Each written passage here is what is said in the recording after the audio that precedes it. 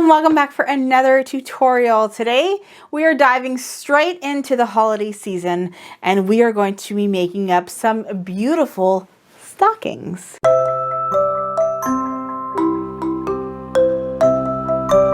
Now I know Halloween just ended, but it is time right now, November, before it gets too crazy, to dive into your winter sewing. So I have for you the only stocking pattern you're ever gonna need.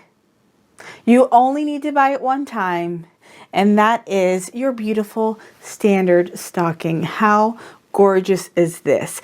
Everyone needs a really nice, basic, simple stocking pattern, and I honestly think I nailed this one. Now the great thing about this is it does come in 3 sizes, so small, medium, and large, and then it also comes with 3 cuff variations. I'm so excited to show you these ones because as you can see, I have the beautiful scallop, which is almost like the #1 trending stocking for 2025. I've been looking at all the stores and scallop is honestly one of the best. We have, of course, your standard stocking, and this one is just telling you to embroider, hand applique, decorate. If you just want to do like a fur trim, you're going to want just a regular square stocking cuff. And, you know, there's just nothing beats a simple standard little stocking. And then the third variation is this adorable pointed trim. Kind of gives you the elfish vibe. I just love this one. Now this is the small version. With the small version, the trim is going to be slightly different just because as things get smaller, it gets harder to make. So there is 3 points on this one, but you can see here that something like my scalloped edge has 4 of the little scallops. So on the small one, there would actually be 3 little scallops. But we do have the small, medium, and large. And of course, all of that is going to be included in the pattern for you. So this is going to be a really thorough video. We're going to talk about all of the types of fabrics I recommend you buy if you should be getting any interfacing, because there are so many choices of fabrics to make stockings out of. If you go to the store, there's just, I mean, they're made out of furs and sherpas and brocade and denim and corduroy and crushed velvet and fleece and cotton. There's just so many options. And we're going to go through all of the fabrics that you could use for your stocking so that you're armed with the knowledge, so that when you go over to your fabric store, you will be very prepared, especially if you're a beginner sewist. So I just want to add one more thing. This is the first stocking pattern that I am releasing, but I have a little secret. I have 3 more stocking patterns that are coming down the pipeline, and I wanted to share them with you before we dive into actually sewing up this beautiful pattern. Now, if you want to skip any of this, please feel free to skip ahead. We do have the chapters marked in the description box or along the timeline, so you can skip ahead to get to the tutorial. But I do really want to show you these stockings because they are absolutely adorable and they are all for your fur babies. So the first one is this beautiful paw print stocking. This is the toe bean stocking with the cute little paw pad and paw and toes. And how cute is this? This pattern will be coming in 3 different sizes. All of the pattern links will be in the description box. But how cute is this? This can be used for a kitty cat or a puppy because everybody has paws, and I think it is so cute. Now the next one is a bone stocking. This is a very popular stocking. You can buy these from most stores, and again, this one comes in small, medium, and large, and you know, it's just screaming to be decorated. Maybe applique or embroider your pet's name on the front, and you know, a simple bone stocking for your little puppy. Unless your cat likes bones. I even made it out of a beautiful sherpa too. I seen sherpa bone stockings and it just, oh, it's just so cute. I love it so much. Last but not least, for our feline friends, it's a little fishy stocking. How cute is this? Again, comes in small, medium, and large. Decorate this with a bow, applique, embroider, make this your own for your little kitty, because you know cats love fish. I think it's so cute, and I hope you do too. And I hope that you check out any of these lovely sewing patterns. Again, all those links are down below. So now we're going to switch gears and we're going to learn about all the different fabrics you need to be able to make your beautiful stocking. Okay, so I have a lot of fabrics here that I want to talk about, but I don't want to go too crazy and overwhelm you. So I'm just going to tell you what I used and some examples of different things that you could use for your stocking.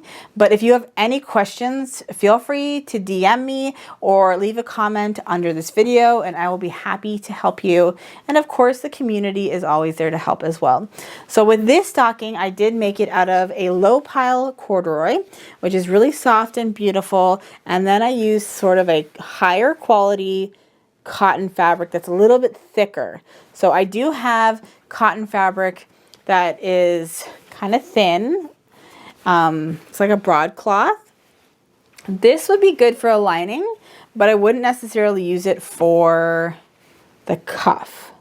So just keep that in mind, that the cuff and the exterior, you're gonna want something a little bit thick, not too thick, just a little bit thicker, right? So I really like this combination. But there are so many different options. We have flannel, which is kind of like bed sheet material, which would be beautiful. We have fleece. Usually hats are made out of that. That would be great for the base of your stocking or even the cuff.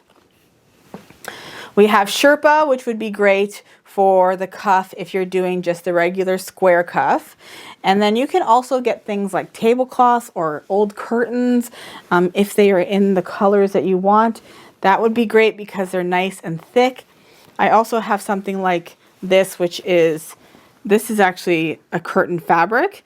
I think it's called a brocade, but it is thicker and woven and you can feel how thick it is. And it would be really nice as your stocking base. Now for the exterior, I would do something thicker. For the interior, I would do something a little thinner. Now for this one, I actually used the fabric that I used for the cuff as the lining because it's not super thick. It's a thicker cotton, but it's not, if that makes sense. But you want to make sure that the fabric at the top, it's not too much, right? Because once you start introducing layers and layers of thick fabrics, then things can get a little bit hard to sew, especially if you're working on a beginner model domestic sewing machine. And then you have the tie to contend with as well. So kind of stick with a heavier fabric on the outside and then a lighter fabric on the inside. Now, not too light because we still, if you're like me, I want to be able to hang my stocking on my mantle and be able to appreciate the shape of my stocking. If you don't care as much and you don't mind having a flimsy stocking and you're like, well, I'm just going to fill it with things and then you'll be able to see the shape of the stocking, then, you know, that's fine as well. You know, that's just totally a preference of how you want it to look when it's actually on your mantle. But I really love the look of being able to hang it up and then be able to see the shape of my stocking. So I hope that helps. And again, if you have any questions, feel free to ask me in the comments down below because, again, if you're a beginner, this is quite overwhelming. So I totally get it. Okay, so we have our stocking cut out. We have our interior pieces, which are these green ones. This is a cotton fabric. We have the red, which is actually this really soft, like very low pile corduroy. So it's actually really beautiful for stockings. And then for the cuff, I'm using the green cotton as well. For the little hook loop, I am using also the corduroy. Okay, so we're gonna have a lot of different options for this pattern, a lot of different types of cuffs. And because of that, I'm gonna have different sections of this video explaining that. But for the actual stocking itself, it's gonna be the same for everything. So we're gonna go through the stocking first, and then we're gonna go through each of the cuffs individually, and there will be time stamped depending on which cuff you choose to make for your stocking. So I have my exterior stocking fabric placed with the right sides together, and we're going to go ahead and pin that. And I'm making the small stocking in this tutorial, but there is a medium and a large version.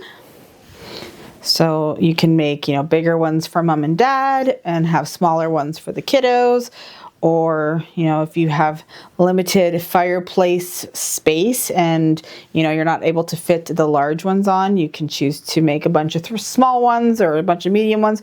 The measurements for all the stockings will be in the pattern, so you'll be able to choose the proper size for, your space. So I went ahead and pinned it all, and we're gonna go ahead and we're gonna sew all the way around, and we're not going to sew up, of course, the top of the stocking. This is the opening. So just follow all the way around with a 3/8 or 1 centimeter seam allowance. Okay, and we're gonna do the same thing with our lining stocking. We're just gonna do one extra little step, because when we actually fully assemble our stocking, we want to leave a hole somewhere in the stocking to be able to flip it right sides out.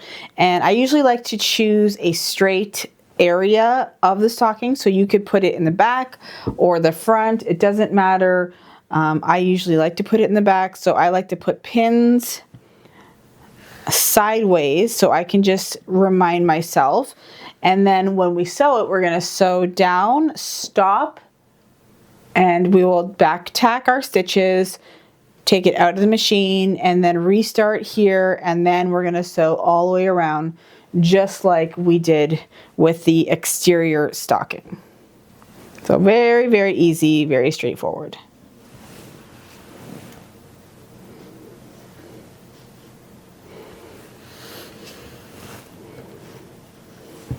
Okay, so we're going to sew the stockings. We're going to go ahead and start back stitching at the top, and my needle is 3/8 away. I like to just use the edge of my presser foot and follow the fabric.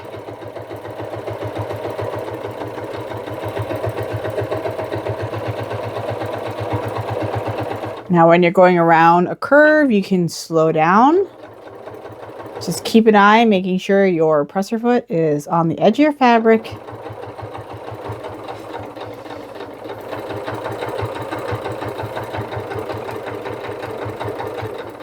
And then keep going.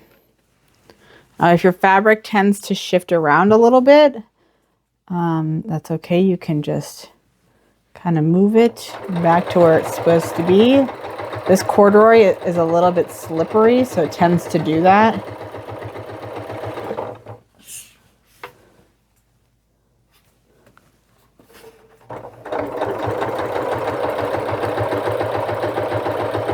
And we really want to maintain that 3/8 of an inch seam allowance.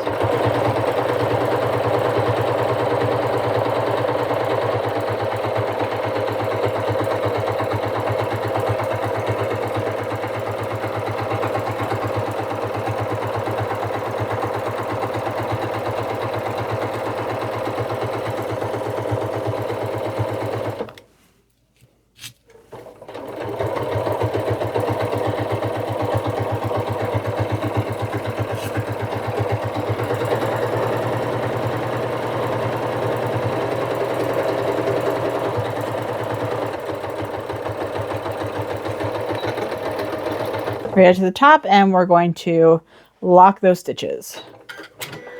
Okay, so now we're going to sew the lining of our stocking. Lock your stitches.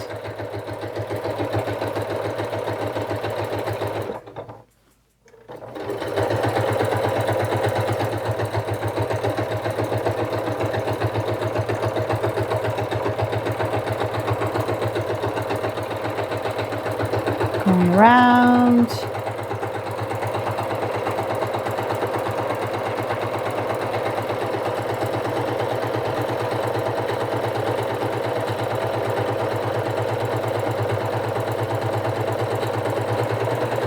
And don't forget, we are leaving a hole in our lining for turning. And I am leaving it on the back of my stocking.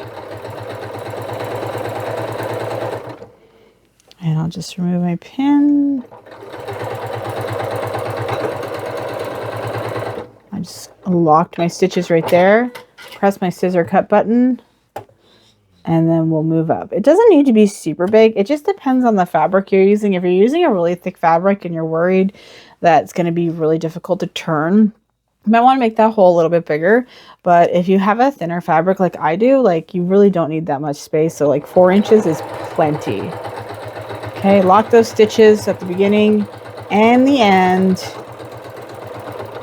And then we're done. Okay, so I just want to show you how I like to prepare the inside and the outside for the next step.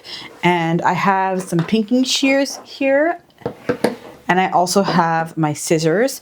Now, when you're working with inside curves like this, you're gonna want to cut little notches into it, little triangles ideally. But this is gonna help to relax this curve so that it will lay flat when you go to flip it right sides out. So I'm just going to,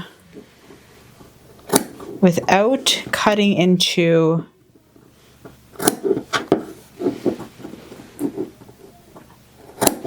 the actual stitches, just cut little triangles just like that. Now this is a woven fabric and I don't want there to be too much bulk in certain areas, especially these curves. So I'm just going to cut the excess fabric just like that. And the same with the heel.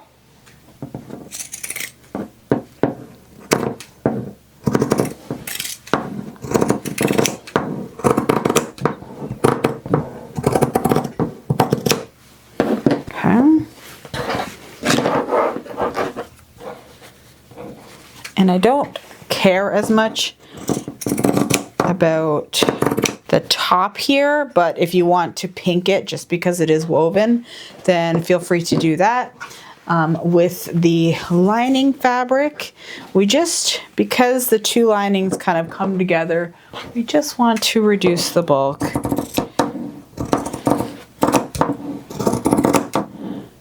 But I'm not going to pink where that hole is, just because we want all that fabric there for when we have to turn it, when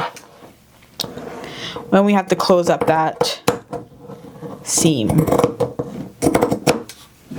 So again, we won't need to notch this, just because this is already going to be inside out, technically, inside of the exterior stocking, but you can throw a few in there just in case. Okay, so this is the hook loop piece. Now, as you can see, I have two different ones. The pattern only calls for one piece to be cut, but I wanted to show you two different methods depending on what type of fabric you choose for your stocking. Now, if you did go over and purchase the pattern over at my Etsy shop, you will see that there is instructions for both versions. But of course, I want to show you in the video tutorial also. So if you don't want to do the one that I'm doing with this one, you can go ahead and skip ahead and learn how to do it for more of the bulky fabric version, is what I would say it's for. So I'm going to go ahead and show you this one, and then I'll show you that one really quick too. So this is the one that I typically do, because I don't tend to use really heavy fabrics, but it just depends on whatever you have on hand. So I'm going to take my fabric and fold it lengthways, and I'm just going to put the right sides together and then pin it into place. And then we're going to do a 3/8 of an inch seam allowance right along that raw edge. Okay, so now we're going to sew our little hook loop, and I'm just going to remove that pin there so I don't hurt myself. And we're going to do 3/8 of an inch seam allowance, and I'm just going to sew down the one side.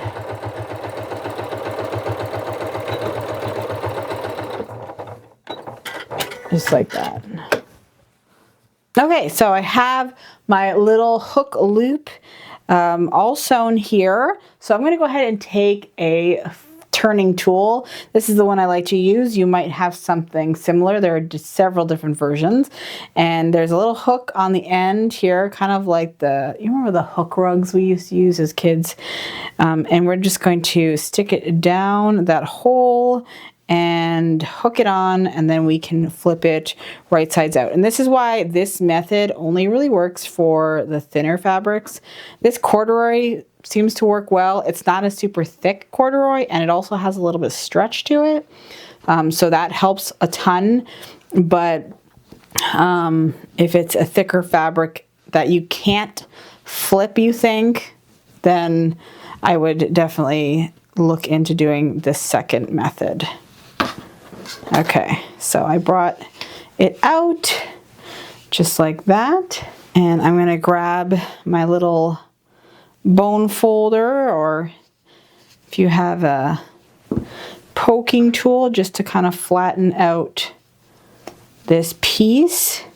But this is pretty much it for this piece. I might give it a quick press, but I don't really need to do anything else. If you wanted to do a top stitch on this, you're welcome to do that as well. But I'm just, to make it for time, easiness, that's it. Okay, so here is the second piece. I am using cotton fabric, but like I said, if you have a thicker fabric, this method is probably going to work better for you. And you might not be able to press it depending on your fabric as well. Let's say you decided to use fleece fabric. That's not really pressable. So keep your clips on hand. But what I'm going to do is I'm going to fold it in half with the wrong sides together, and we're going to press it. Don't burn yourself. And then we're going to open it up. Now we have a memory crease right down the center, and we're just going to fold in the sides. And that fold is going to meet that memory crease that we have there. And then I'm going to flip it around, do the same thing.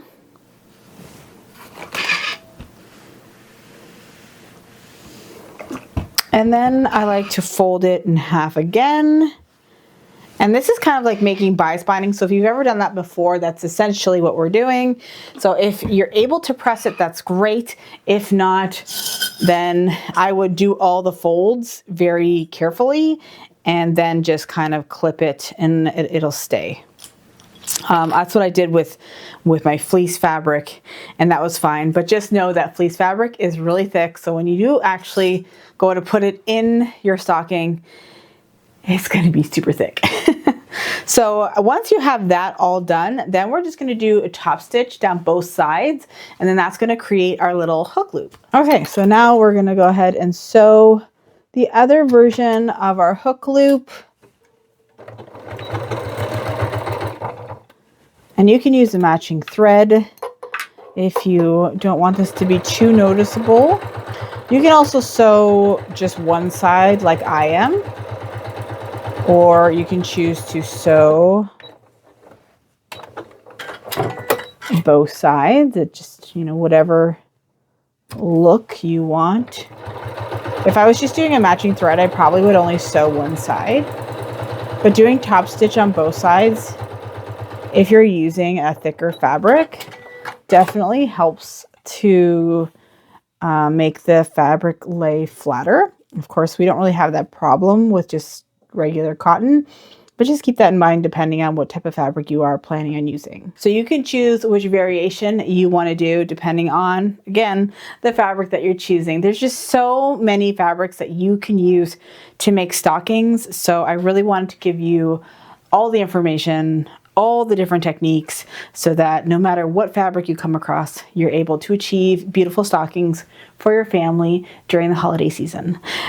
So I'm going to go ahead and stick with this one, and we're just going to put that one to the side for another stocking, and we will continue on with our cuffs. Okay, so these are the cuff pieces.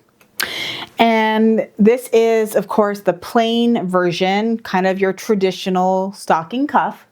So I have two pieces. These can be whatever fabric you choose. If you wanted to do a Sherpa, or if you wanted to do a fur, or, you know, we have the cotton or the corduroy, you know, whatever you want to really accent your stocking with. I do want to preface that if you did decide to use a Sherpa, I would recommend using one side Sherpa, maybe this piece of Sherpa, and then this piece cotton, because Sherpa is a little bit crazy. So I would just do one side, which would be your outer cuff, and then this would be like the lining, which is on the inside of our cuff that you would never see, just to make things a little bit easier, because Sherpa does tend to stretch. But again, we are using just regular cotton for this one. And this is actually a little bit of a heavier weight cotton, so I am okay with just using this cotton. If you felt your cotton was very flimsy, I would recommend maybe putting some fusible fleece or a medium weight interfacing on the back. So what we're going to do with this is we're going to take these two pieces and we're going to put this right sides together. And we're going to go ahead and pin the one side, and we're only going to sew down the one long edge. Now this long edge is actually going to end up being the bottom of the cuff, because the raw edge is going to be sewn into the top of our stocking. So if you do have a directional fabric, then make sure that your direction is going this way. So this is the top of your print, and this would be the bottom of your print, right? So just keep that in mind if that is the type of fabric that you have. And we're going to go ahead and sew that with a 3/8 of an inch or a 1 centimeter seam allowance. So we're only sewing down the one side, and I marked that with my pins, and we're going to do 3/8 of an inch seam allowance.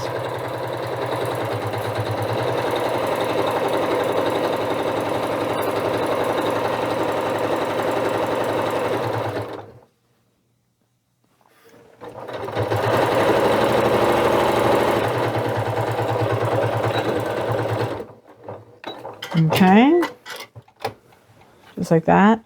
I'm not too worried about going to the very end with the straight one, just because it's a lot less complicated than the scallop and the triangle fringe. So if you're wondering, hey, why did you go to the very end? That's why. Okay, so now we have our standard cuff sewn at the top, and we're just going to go ahead and open it up. And if you want to press that seam open, you can do that. But we're just going to flip it over so that the right sides are up, and we're going to fold it in half lengthways. And if you want to pin the seams there so that they are even, and then we're going to apply a pin down here and making sure everything is nicely lined up, beautiful, and a pin down there. We're just going to sew along this edge, and then it's going to create the loop for our cuff. Let's sew our standard cuff. We will go ahead and backstitch, and then sew all the way down.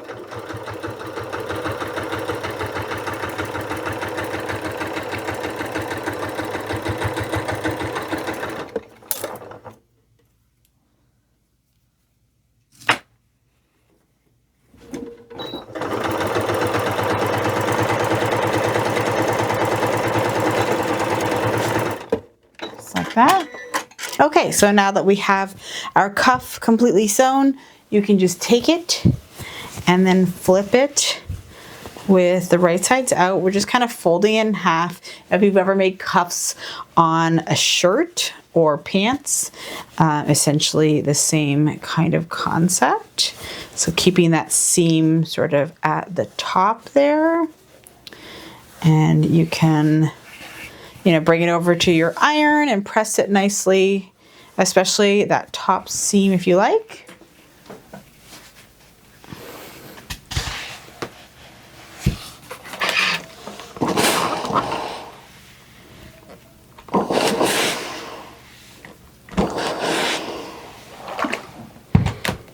Okay, so now we have our scalloped cuff stocking piece. So this is going to be a little bit different than the standard cuff, but that's just because now we have these little scallops that we need to sew around.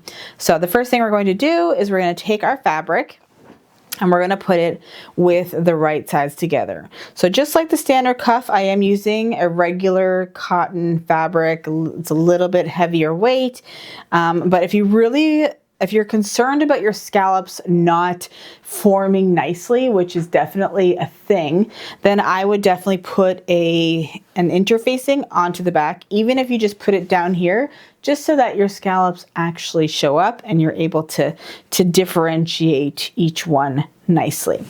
But I've already tested out this fabric. Again, it's a little bit thicker of a cotton. It works really, really well with this scallop edge. So I'm not worried about that. So we put them with the right sides together, and we're only going to sew the scalloped edge.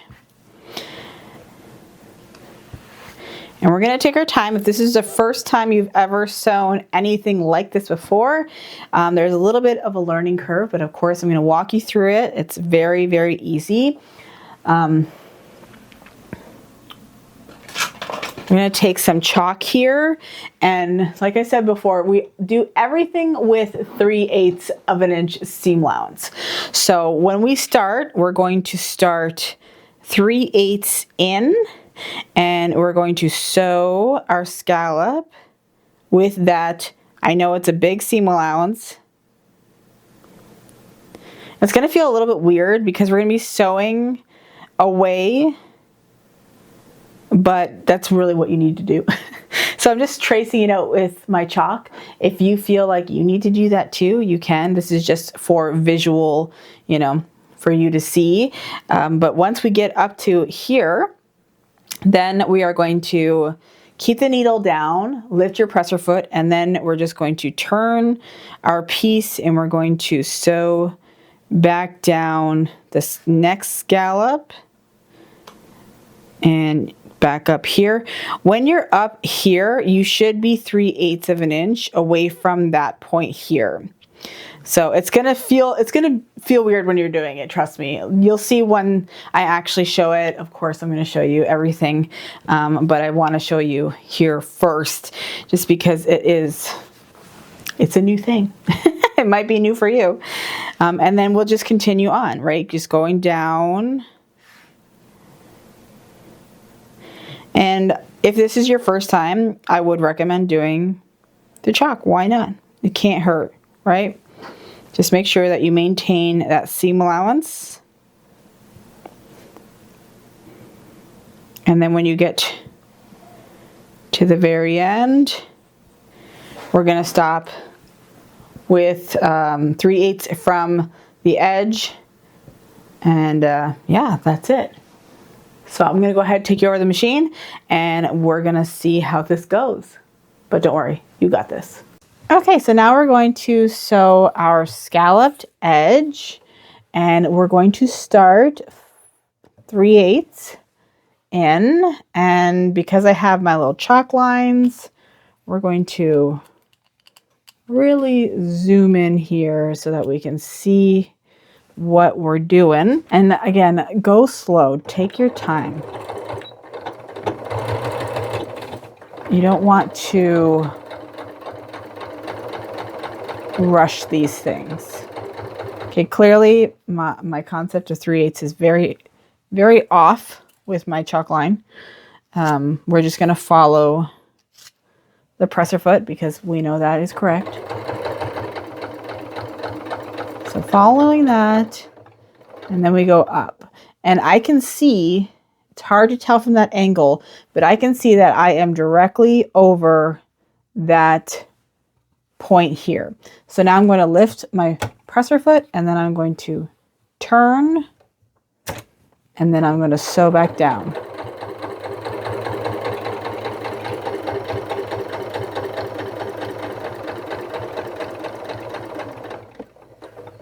Okay, and you can always check it if you're not too sure. You can kind of just go like this and then see, and if not, then you can go back. Just as long as you leave that needle in, then you won't have a problem. It's when that needle comes out. So if your machine doesn't end with your needle in the fabric, like mine actually automatically does that, so I don't have to think about it. But if you stop and your needle is up and you're like, that's where I want to stop, then just go ahead and hand crank your needle down, and then you won't have to worry about that. Because once you move it with your needle up, then that's where you get into problems. Just like that, going around, trying to stay consistent because we really want each scallop to look the same.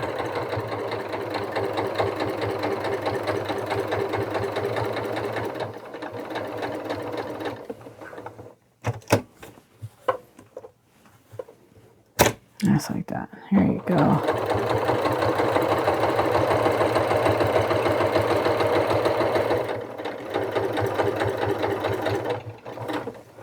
And then we're just going to back stitch.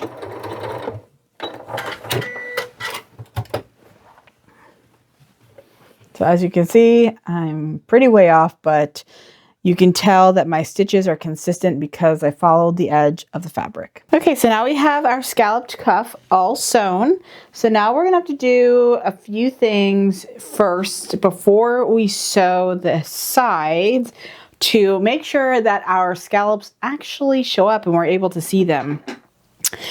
So what I'm gonna do first is I'm gonna take my scissors and we're going to slice into each of the little points.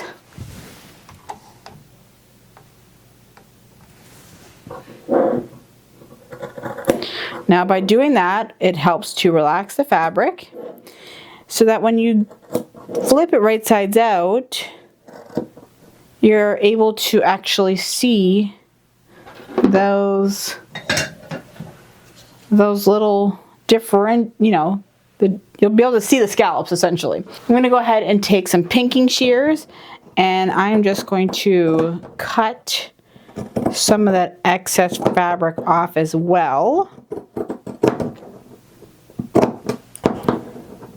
Because this is going to be an inside curve, all that extra fabric is actually going to create a lot of bulk in each of our little scallops. Cutting that slice in the middle actually makes this part go a little easier. And when you do cut it with the scissors, try not to actually cut any of your stitches. All right, just like that. So now we can see how they look by pushing out our little scallops. Now you can use your fingers. You can use your little poking tool. Where'd you go? Right here. I have this little bone folder, has a nice smooth edge there. So I'm able to kind of massage each of my little scallops.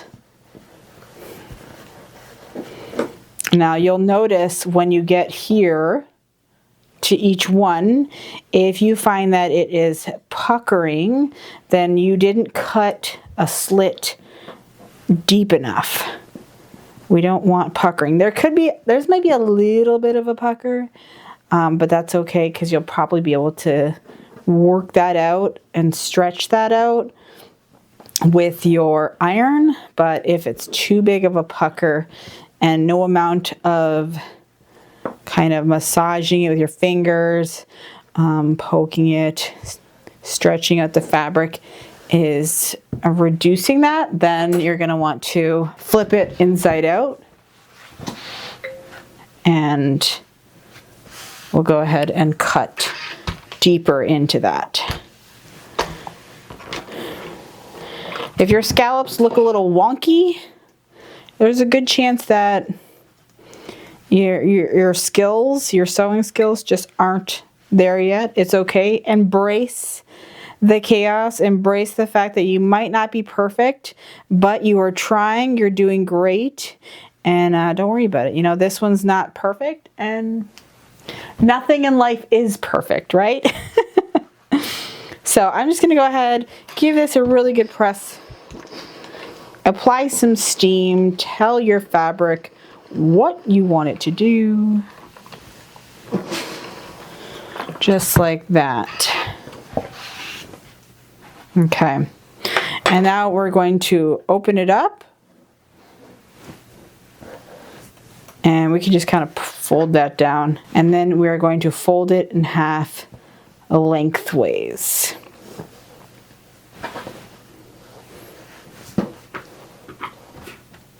So I'm going to go ahead and pin. And this isn't going to lay as nicely as the standard cuff. And you're going to notice that. And that's okay. Because what we're going to do is we're going to bring it together. And there's the stitch on the one end that we stopped and the stitch on the other end. We're just going to put those together. And we'll just pin that. And we'll do that 3/8 of an inch seam allowance. And you won't even realize what's going on there. It'll be okay. Okay, our scalloped cuff.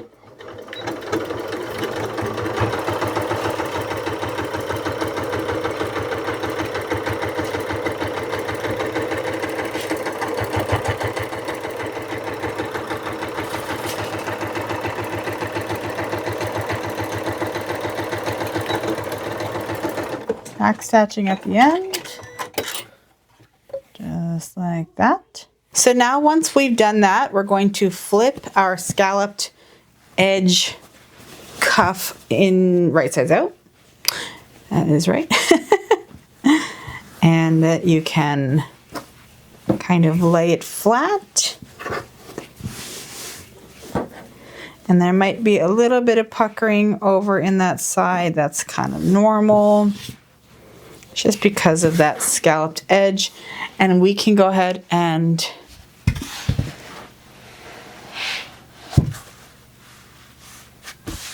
give that a good press.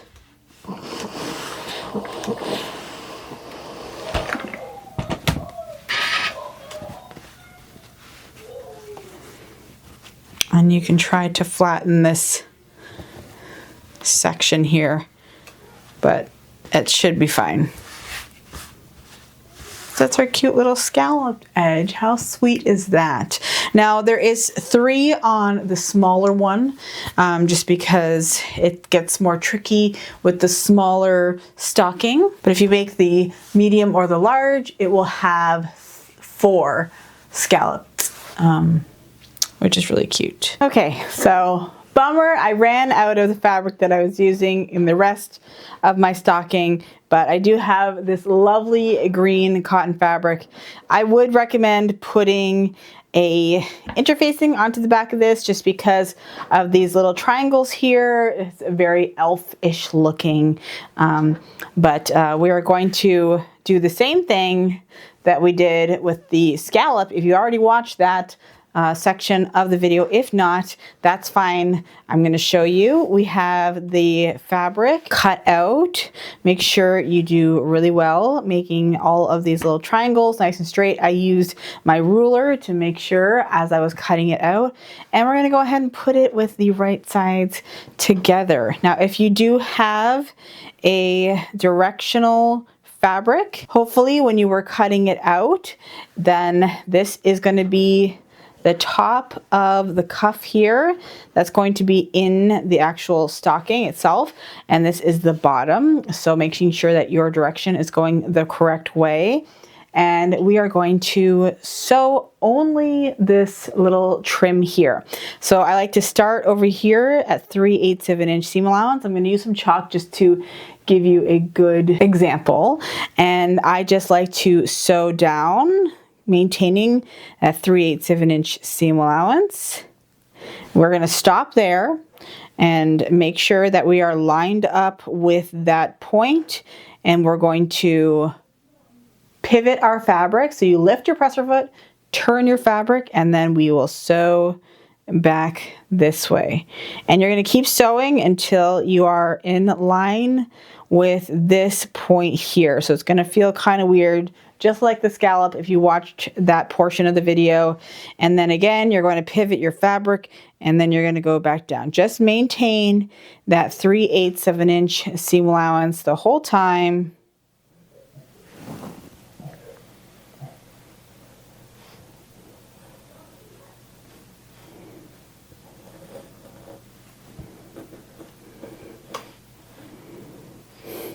And I give you a nice big seam allowance. There is a chance that when you were cutting out the pattern that you might have cut too much into it like I did. Again, that's totally fine. It was only like 1/4 of an inch, so it doesn't even affect this very much because that seam allowance is really big. And that's kind of like my fail safe. I used to do 1/4 inch for a very long time, and then I realized, you know what, I make more mistakes with a smaller seam allowance. So we're just gonna maintain that 1 centimeter or 3/8 of an inch seam allowance. And honestly, I never have a problem now. In my mind, I thought, oh, I'm just wasting fabric doing a bigger seam allowance, but nope, you really don't. All right, now we get to the very end, and then we're just gonna stop there. We're not going to go to the very edge. We're just going to stop 3/8 of an inch in from the edge. And we're just going to start up here, not at the edge of the fabric there, but just 3/8 from the edge here. And we're just going to start sewing, but we're going to back tack first. So for this one, it's pretty much the same as a scallop. It's a little bit easier because it's just straight lines. So we're going to come down, making sure that you're basically in front of that little pointy edge. Lift your needle. And if you go like this, let's see, I'm going to put it down. And you can see there that there's a little bit of fabric left on that side. That means that I kind of undershot where I should be. So I'm just going to go back. I'll do 1, 2 more stitches. Let's see if that works. And then, perfect. So that's the thing. You leave your needle in and you're able to really see if you're in the right spot.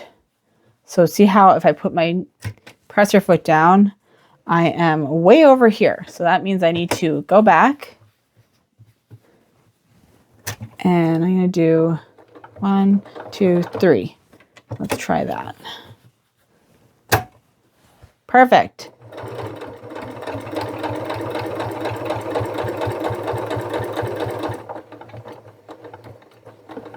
Okay. And then turn. That's pretty close.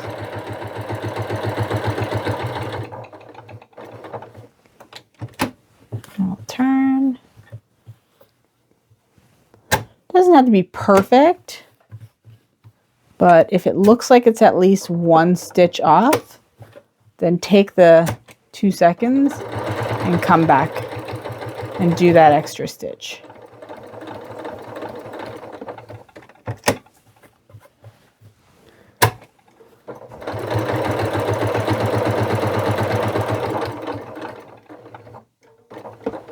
Just like that.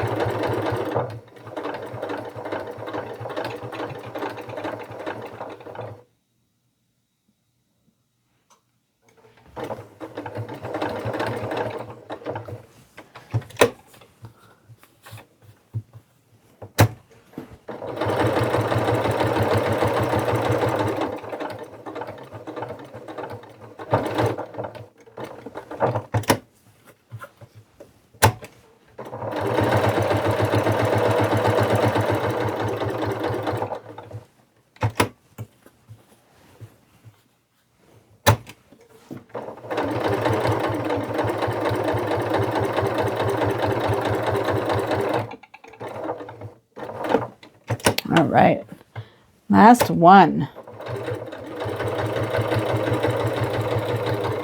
We're going to stop and back stitch. Okay, so we have our little triangle fringe piece cuff sewn. I'll go ahead and remove my pins. And now we're going to reduce the bulk, and we're going to do the same thing we did with the scallop edge.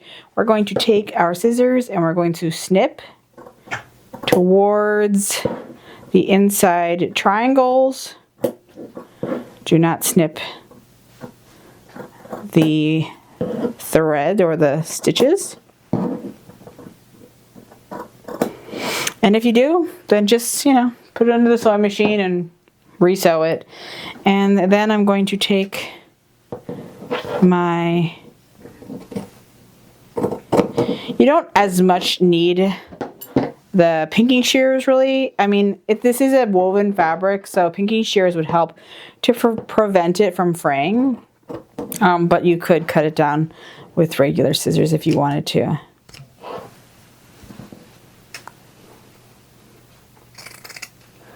Now there's just one extra little step that we are going to do when you have outside points like this.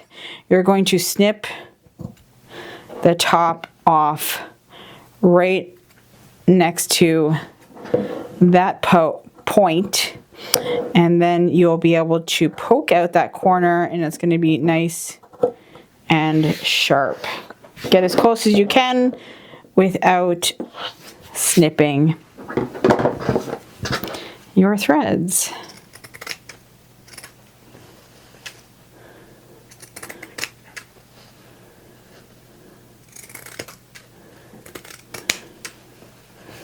This is going to make a big mess, but that's okay.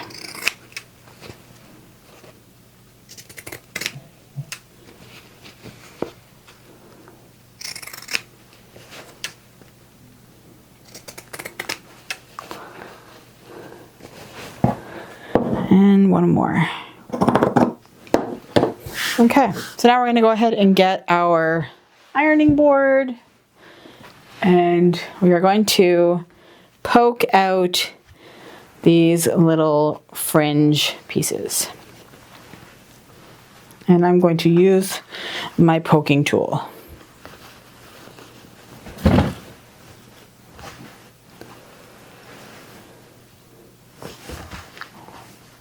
And be very gentle when you're poking out those corners, because you can very easily poke right through, especially because we did cut the tip of the point, so it does not take much to just kind of push your way right through to the other side.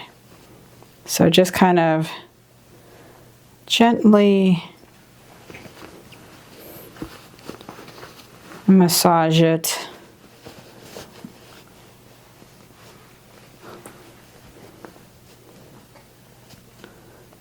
Just like that.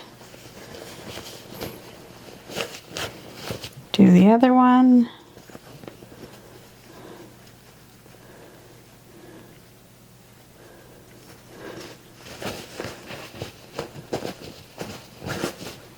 And the last one. Okay, so now you're going to look at your little triangle trim here, and if you have any sort of puckering up at the top here, you're going to try to pull it out. If it's too puckered, you might need to flip it back inside out and cut a little closer to those stitches. But we're going to press it, and hopefully that will also fix some of the little puckering. But we just want to push out all of the seams and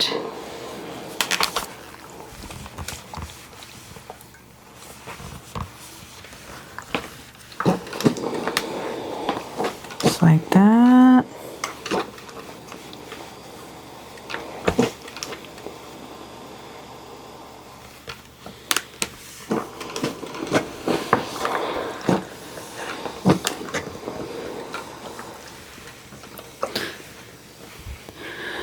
flip it over.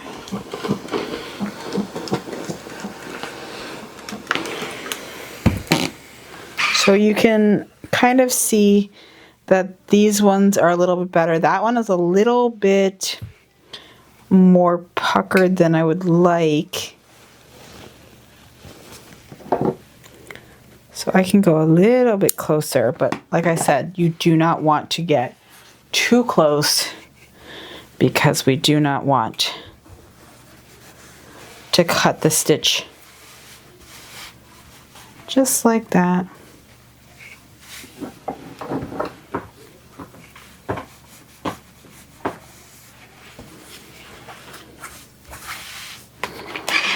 There we go. Okay, so once we have that done, then we're just going to open it up and we can kind of flatten those triangles, and then we're going to fold it in half lengthways.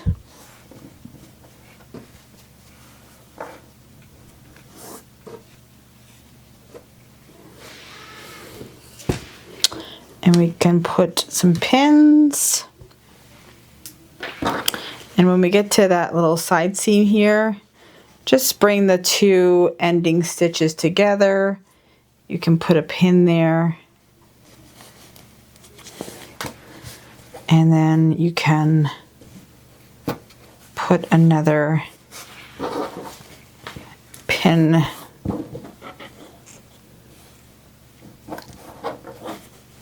on the other side.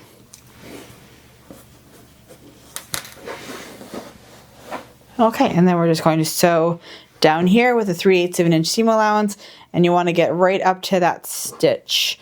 So then this whole little mess there won't be noticeable. Do our little triangle fringe cuff. I don't know what I can call this one exactly.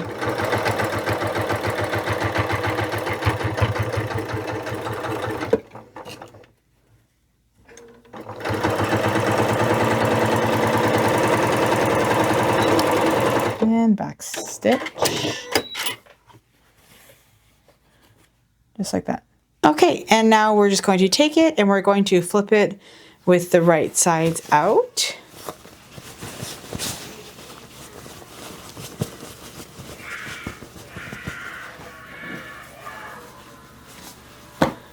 Just like that.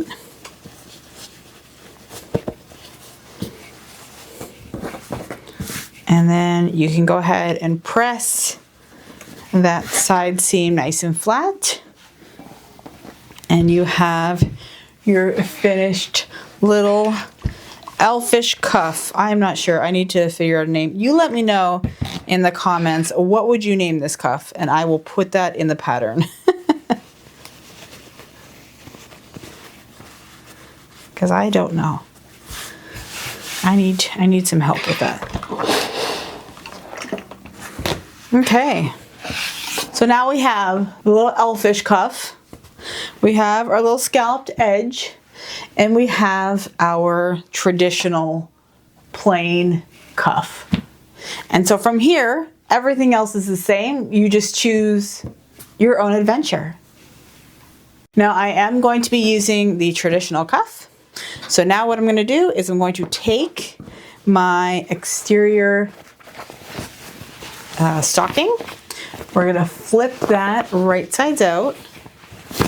And again, we will have our iron handy so we can make sure that this presses out nice and flat, just like that inside curve here. If you didn't notch this area, then it would not look as nice. It would look not as relaxed. So as you can see, it is beautifully curved there, and that's, you know, you never underestimate the power of notches in your woven projects. All right, and this is the corduroy, so I'm gonna steam it. And if you, again, do not have If you are not able to get those seams pressed out, use your little turning tool. Just kind of massage those seams out. And then press the toe and the heel. Beautiful. I love the corduroy with the stocking. It just reminds me of Christmas. It just has this, like the beautiful rich red color. It's not too bright and cheery. So I really, really like this, and I wish I could get my hands on some more. But of course, this was a fabric that I've had for a couple of years now. We have our little tie here, and we have our lining. So the first thing I'm going to do is I'm going to take my cuff, and we are going to slip that over top of the exterior stocking. Now I'm going to put because there's a seam in the cuff, I'm going to put that towards the back. And then we're just going to line up all the raw edges of the cuff and the stocking, just like that. So you can kind of see how it's looking already, which is great. You can, if you really want to, you can make all the cuffs and kind of just, see what looks the best. Even this one, it's a different fabric, but it still looks beautiful. And then you can kind of choose what you want to do, right? Then you can ask your friends, poll the audience. And now we're going to take our little hook loop. I'm going to fold that in half, and I'm going to place that at the back seam. So because I'm using the corduroy, I'm going to spread my seam apart, and that's just going to distribute the bulkiness. We'll put that in there. This is going to get a little bulky. I'm going to be perfectly honest with you. Okay, and this is something that you have to think about when you make this little tie, is that this is going to be 4 layers plus 2 layers of the cuff plus the layer of the exterior and the interior fabric. So if you don't have a leather or a denim needle on hand for your sewing machine, you might want to rethink this. You could even use a piece of ribbon. You could use, there's so many things. There's beautiful satin velvet crushed ribbon that you can get. You really don't have to make a hook loop at the end of the day, right? But if you're using a beginner model machine, you might want to just make it out of that thin cotton. Like this right here with no interfacing, your machine will be able to handle that no problem at all. I have already made this stocking with the same tie, so I know that I can get through it, but for you and whatever you have available to you, you just might need to rethink that. But anyways, sorry, getting off in little tangents. Okay, so now I'm going to take my lining, and we're going to slip the whole stocking inside of it. And I like to do it this way because I want the interior on the outside so that I can easily get to that hole for turning. And we're just going to push that all the way down inside there. It doesn't need to be perfectly inserted. It just needs to be enough so that we can grab the top of the interior stocking, and then we can line it up. Just like that. Line up the front seam of the stocking. And we will clip. And then we can line up the back of the stocking. And because the tie's there, it's going to be a little bit trickier, but you want to try to get that lined up with the exterior, and then just kind of stretch it out like I did, and then everything should fit beautifully. And if it doesn't fit, that's because you changed your seam allowance somehow in the lining or the exterior, and you might want to take it apart and just look and see. But My sewing patterns are very precise. So if it doesn't fit, then I would just check out your seam allowances. Okay, just like that. There we go. So now we're just going to take that and we're going to sew all the way around it. And we're almost done. I'm so excited. Okay, so if you have a sewing machine that has an arm that you can remove this part, this is going to be so much more easier for you. But as you can see, I have the Janome MC6700P, and this is a bit of a more heavier duty model, so it doesn't have that function, which is fine by me. It doesn't affect me, but just know that this part, you can put it into the machine and then have it around that arm of the machine, and it just makes things so much easier. But that is okay. I'm not too worried. Okay, so now I'm just going to do that 3/8 of an inch seam allowance, start and stop, and we'll just go around.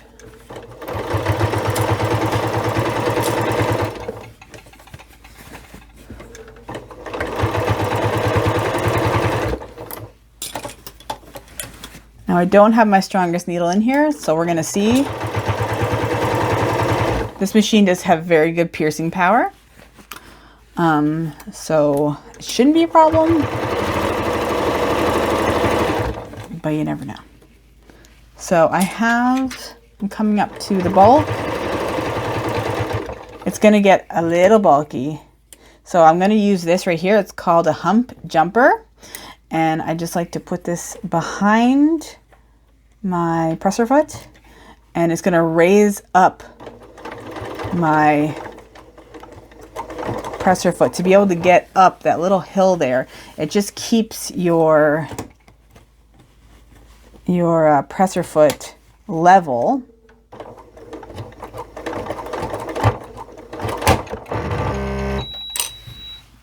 And there we have it. It was definitely a test to see if it would work, and we busted off a needle, and that is okay. That happens. But we need to be very, very careful that we don't hurt ourselves. And we got that whole needle. There we go. But I'm going to leave this in here because, to be honest, this happens all the time. You know, sometimes, and it has nothing to do with the machine. It has everything to do with the needle, and that's it. Maybe my needle's a little too dull, so it wasn't able to pierce it all the way. But never underestimate the power of a really thick needle, which this one is the Janome leather needle. So, and you don't have to use these all the time. Sometimes you just buy a pack and have them, and then when you ever do something a little crazy like I just did, you pull them out. Because you might be like, oh, well, I never use like leather. That's definitely not what it's for. Okay.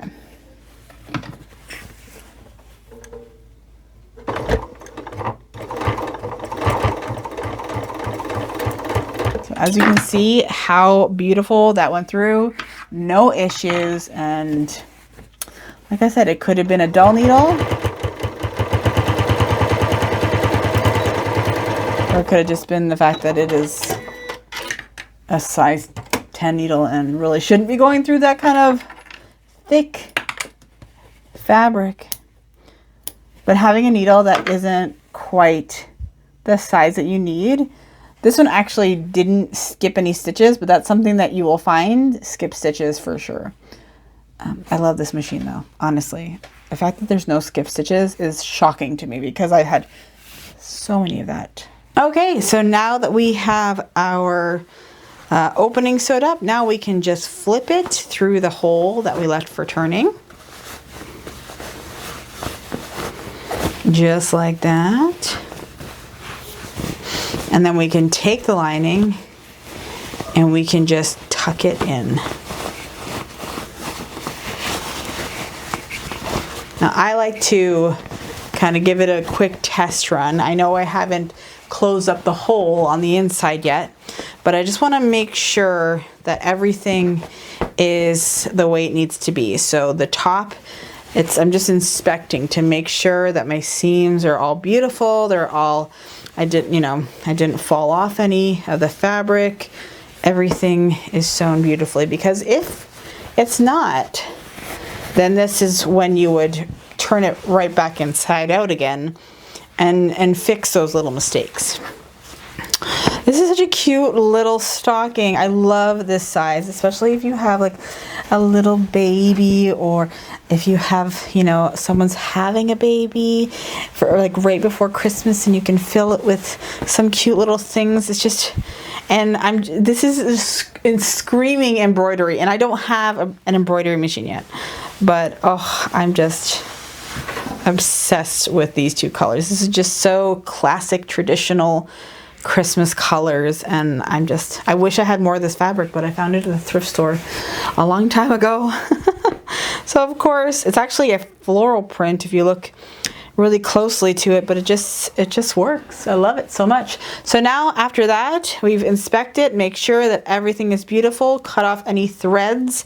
We're just going to go grab that lining, pull it back out again, and because we left that hole on a straight section, it's going to be really easy to just kind of pin it.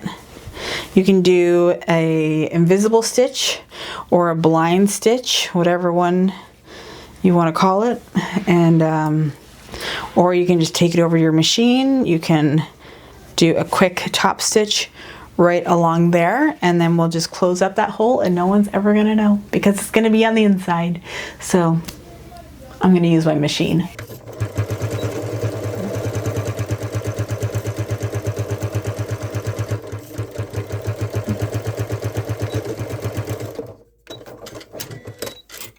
Okay, so there it is, top stitch. If you want to use matching thread so you really can't see it, you can also do that too. I don't know if I have any thread that would match this. I don't know. I hope that you give this a try, and I hope that you let me know how it goes, because Christmas is a wonderful time of year, a time for gift giving, and wouldn't it be beautiful to make up a family set of stockings for somebody close to you? Just absolutely beautiful. Okay, and we're done. Oh, I love these stockings so much. These are gonna look so beautiful around the holiday season.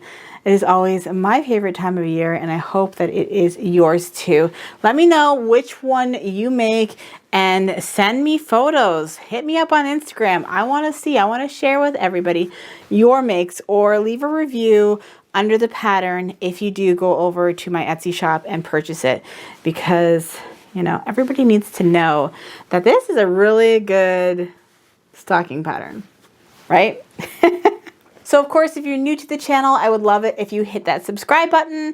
Let me know if you do decide to make these. I would love to see them. So please come on over to my social media. Please share with me or write a review under the pattern when you purchase it over at the Etsy shop. So thank you so much for watching, and I will see you guys in the next tutorial. Bye guys.